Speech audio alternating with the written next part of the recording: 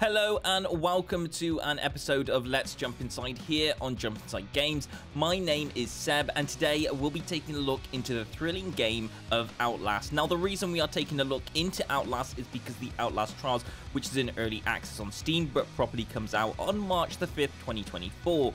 So I thought I'd take a look to see what these games are all about. So without further ado, let's start the video. You play as Miles Upshur, a freelance investigative journalist who receives an anonymous email that inhuman experiments are being conducted at Mount Massive Asylum, where we begin. Drive up to the asylum and discover exactly what's going on. At the beginning, it looks like some old abandoned building with no one inside. And after exploring the front for a bit, we come across a gate we can crawl under. Next is some scaffolding, and quickly we learn while climbing up the scaffolding that this game wants us to run, jump and climb, meaning this game will have a bit of parkour in it.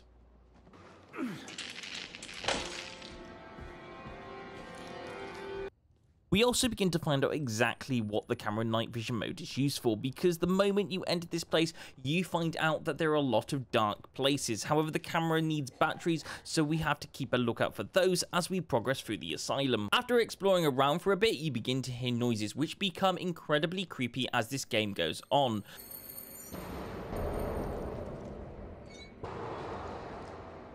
At this point, you begin to figure out that this is a horror game and it's going to spook us out. All we need to do is keep moving forward. Also, right at the beginning before we entered, you are not a fighter. This is a running away and hiding horror game.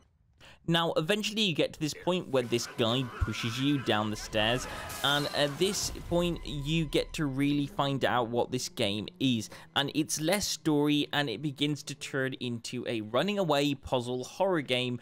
And what I like about this is that there's three main things that you're going to be doing, and this game really has a good way of splitting them off so you don't do the same thing repetitively. First part is dodging the bad guy while trying to find an object and unlocking something with it.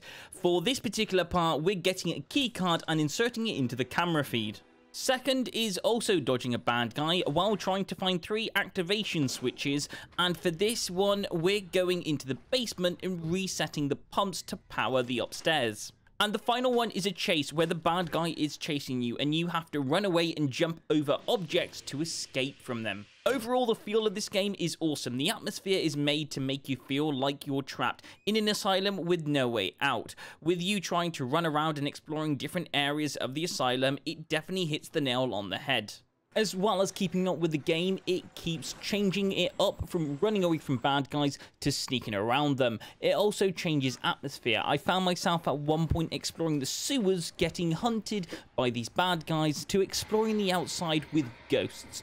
I even had the chance to explore the cafeteria, which was set on fire. But there are also some interactive parts that make this game feel like I was in a weird place at times. For example, at the beginning, you want to go into a room where there is people watching TV, and you're expecting them to attack you, but they don't, which I quickly nip past them. Also, there was this part where you're trapped in a cell, and when you exit, you spot a lot of weird people around you. It just makes it more like you have to escape, like this isn't a place you belong. I also like the fact it makes you feel more uncomfortable. The majority of the time you're walking back and forth through corridors, walking up and down stairs, and lots of corners. It doesn't help with the fact of being trapped. On the other side of things, there's also some open areas as well. These areas come at times when you need to search for things. For example, there was this time when I had to look for an item. I had somewhat of an explorable area to find it in. But what I got used to fast was the direction I had to take. It took a bit of time, but I'd work out what direction I had to go. It was really easy to spot things I had to climb, and if it was an item I had to find, it wouldn't take me long to find it. I think where the fear comes in is going into a room, hearing sounds, knowing something is going to break in and chase you at some point, but not knowing when it was going to happen. It drove panic, and all you had to think in the midst was, get out of there. And it was good. It made the chase feel much more immersive. I also love the part where when you're entering a new area, it brings a new challenge to the game that you have to adapt to. When you're exploring the sewers, you have to walk through water.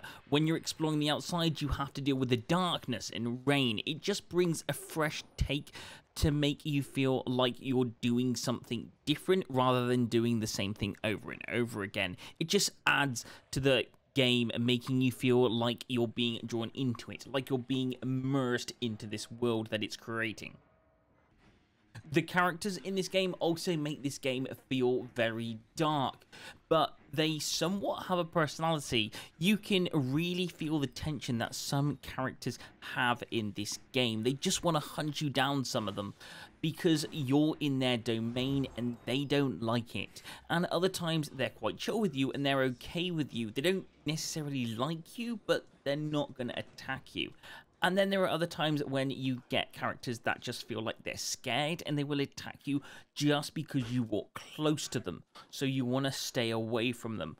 And that's what I mean when I say there's loads of personality in these characters. You know whether some of them are scared, some of them are angry, and some of them are just okay and quite soft and normal towards you. And if I have to finalize it, I'm going to go like this. You're stuck there. There is that feeling that there must be an escape at the end, but the only way to do it is to keep moving forward. The fear of seeing a room, knowing that there's something inside there that's going to jump at you, but your mind goes, I need to press forward, otherwise I won't escape.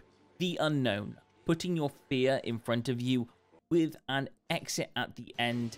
This game is you stepping into the unknown. Overall, this game is definitely one of the better horror games I've played. It's right up there with games like Phasmophobia.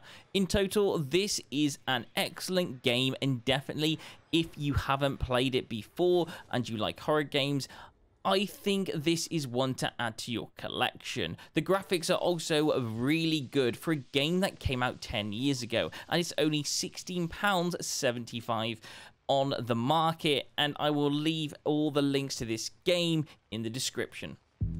I hope you enjoyed. If you did, please don't forget to hit the like and subscribe button, and I'll see you guys in another Jump Inside video. Goodbye.